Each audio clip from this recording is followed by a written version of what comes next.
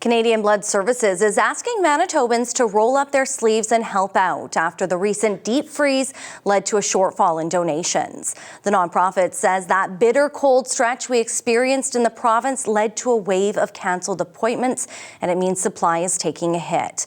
Brett Lawrence is a community development manager with Blood Services in Winnipeg and joins me now. Thanks for being here. Thanks so much for having me, Brittany. So Brett, how many donors are needed each day to keep up with that demand? Yeah, so it depends on day to day at 777 William Avenue, where we're located in Winnipeg. But on average, it's about 100 donors coming through our door each day. For putting it in a different picture, we collect about 43,000 units of blood in Manitoba each year. So we have a ton of people either coming for the first time or they're regularly donating, coming to our donor centers and spending about an hour of their time to donate blood with us.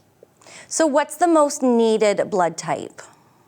Yeah, good question. So the blood type that people probably hear the most about is O negative blood. So what makes O negative special is it's called a universal donor. So that means in an emergency situation, if you are needing a blood transfusion, O negative can be given to you, and it's compatible with all blood types. But really, all blood types are needed and can be used. I'm an O positive blood type, which is the most common in Canada, but it can be given to all O positive blood types. So the beautiful thing about the blood system is that it's people coming to donate, and we can find a patient that can use that blood. So Blood Services is also working to build a donor base that really reflects our country's diversity in terms of race and ethnicity. Why is that so important? Well, there's a few reasons why it's really important, but I'd say the two I like to cite the most are there are rare blood types. So in most cases, people fall into one of 8 categories, what we call the OAB groups. So you're either O, A, B, or AB, and you're split between either positive or negative. But in some cases, there are blood types that are only found in certain ethnic backgrounds. For example, the JK3 blood type is only found in folks who have Filipino or Polynesian descent. So most people fall into those 8 categories, but within that group, there's a small population that only has the JK3 blood type, meaning we need folks who have that blood type to be donating blood in case there's folks that are needing a blood transfusion with that blood type.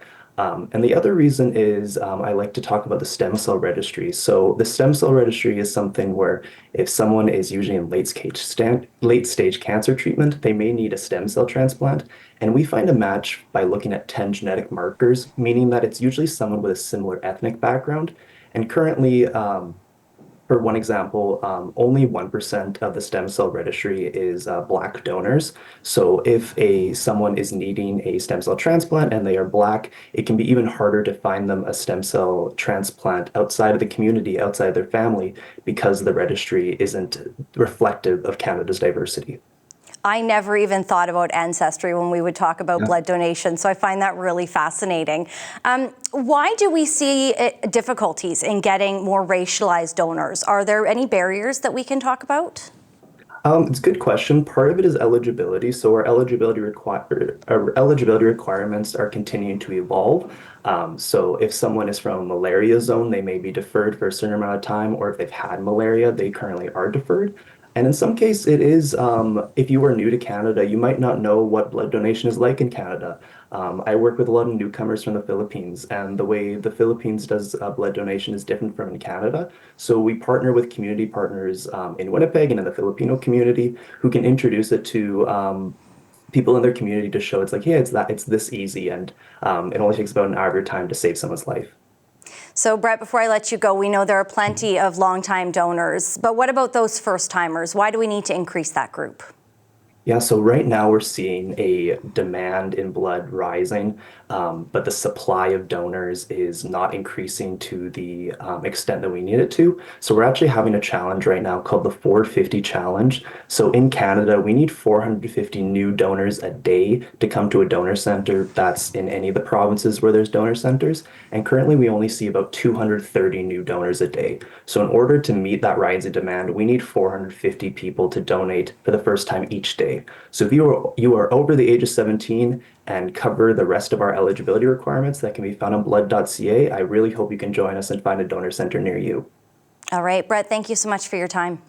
Thank you so much. Have a good day.